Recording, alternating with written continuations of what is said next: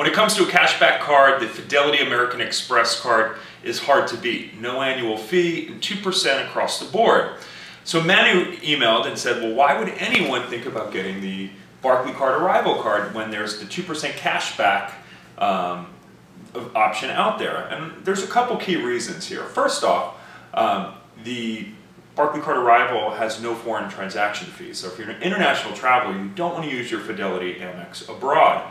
Beyond that, if you're going to redeem for travel anyway, which is what a lot of people do in this space, you actually get 2.222% back on all of your spend with the Barclaycard Arrival, because they give you a 10% rebate on all point expenditures that you redeem for.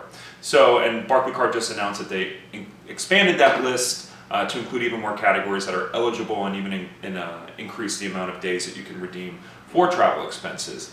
They also just launched chip and PIN capability. I just traveled to France last week and was able to easily purchase train tickets when other chip and signature cards will not let you do that at unmanned kiosks. So that's just another one of the added benefits. And lastly, the sign-up bonus is killer on the Barclaycard Arrival. You're looking at 40,000 points after you spend 3,000 within 3 months. The annual fee is waived the first year of 89. So in the short run, the Arrival kicks the Fidelity's butt, for lack of a better term. But yeah, you definitely have to do the math, whether that annual fee makes sense for that extra 0.2% and all those other perks. I think for international travels, it absolutely makes sense.